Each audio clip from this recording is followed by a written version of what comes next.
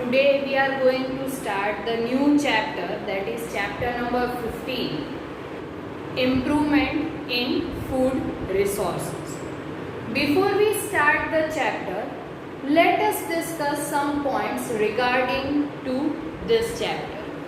First of all, I have a question that why we require food. So you all may know the answer that ma'am, we require food to do our daily activities like running, playing, studying, etc. Right? So for all these activities we need food. Food is most important part, okay, in our life. It plays very important part in our life, as without food we cannot live for longer period of time, right? And all living organisms require food to do their day-to-day activities. All living organisms get various things from food. Say for example, yes, vitamins, proteins, minerals, fats, carbohydrates, right? So all this you get from food, and food is very important for all living organisms, right? So we must have to improve these food resources, right? So what is the need to improve these food resources? Let's discuss. We know that we require food for our growth and development. Each and every organism requires food for their growth and development, right? We get all the nutrition, as we have discussed, that we get water, carbohydrates, fats, vitamins, proteins, minerals, all this from the food only, right? So increase in the demand for food. There is an increase, there is an continuous increase of demand of food. Why there is an increase of demand of food? Yes, because there is an increase in the population. Day by day the population increases, and as living organisms or human beings increase, obviously they require a lot and lot of food, right? So due to increasing demand of food, we must have to improve our techniques or the food resources, right? Then and then we can manage to distribute the food to each and every person, right? So we know that there is an increase in the demand for food, okay, and we have limited land. As there is an increase in the demand, but we have the limited land to cultivate a lot of crop.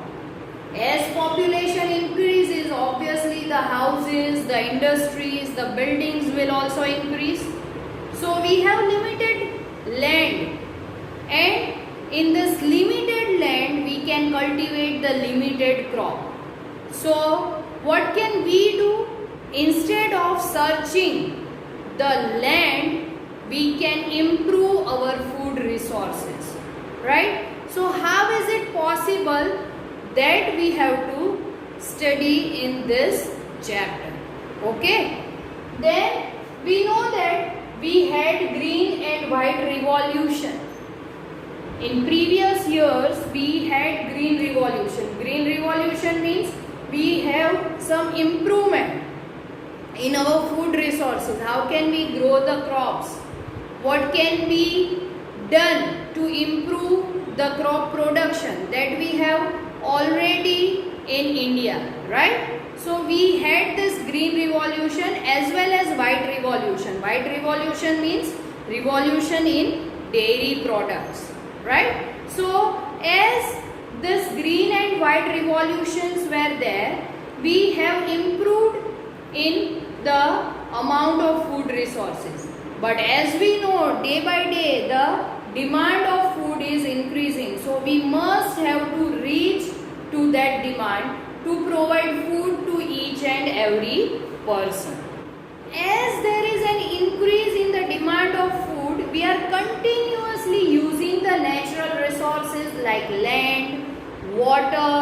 etc. Right? As we use the natural resources continuously, obviously it damages our environment. So we must have to use it in sustainable manner. Means we can use all the natural resource, but by thinking over it and by not creating pollution, by not creating damage to our environment. Right? So that is the most important thing, that we must have to use all the natural resources, but by not damaging the environment. Okay? We must improve in both agriculture as well as animal husbandry. If we improve our methods in agriculture as well as if we improve in animal husbandry, then we can easily get a proper amount of food. But growing the huge amount of crop or grains is not only the solution. We must have to give all this food to each and every person. Right? How can they buy? Obviously they can buy all this food with money. So the job is also important for all the persons. If they have job, they can get the money and they can get all the food which they require. So this is what we have discussed, why there is a need of improvement in food resources.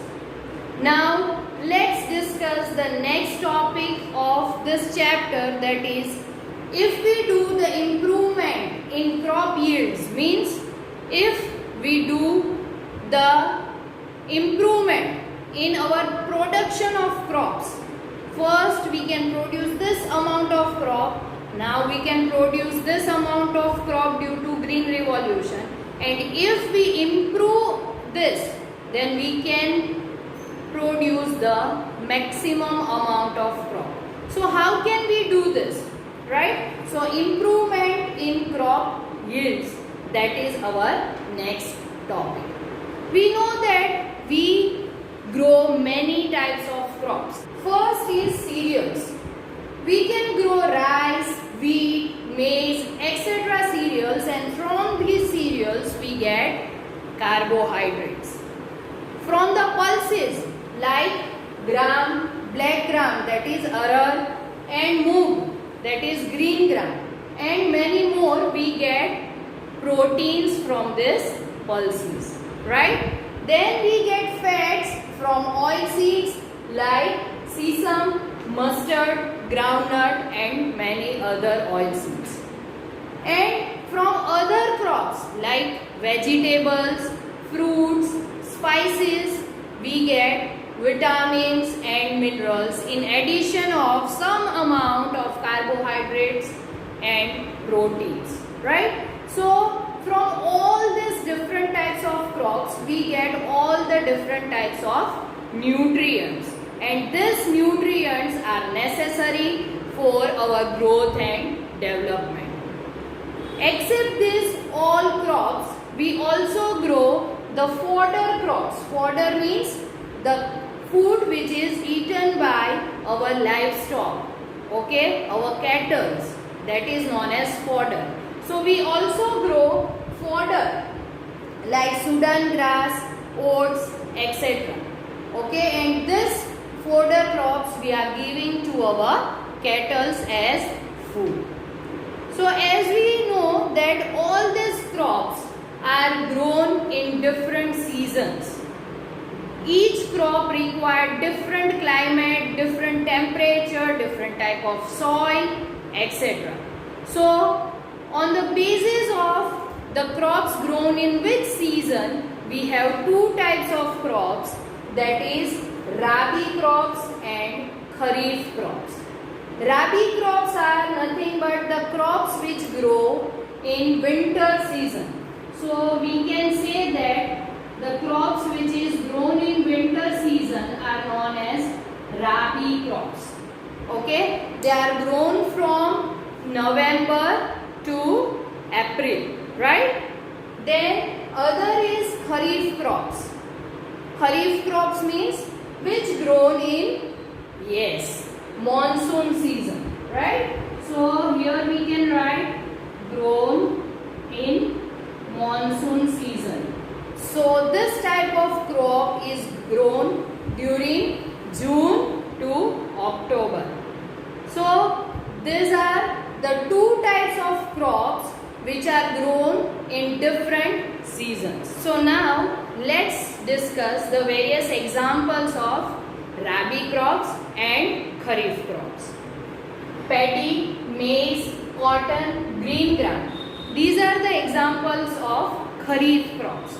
Okay, paddy means rice, right? Okay, so these are the examples of Kharif crops. Means these are grown in the season of, yes, that is monsoon from June to October, right? Then next is Rabi crops, wheat, peas, mustard, gram. These are the examples of Rabi crops. Means they are grown in the season of winter, that is from November to April, right? So these are the various examples of crops, right? Here we are discussing about the improvement in food resources. So in India there are 4 times improvement has been occurred, right?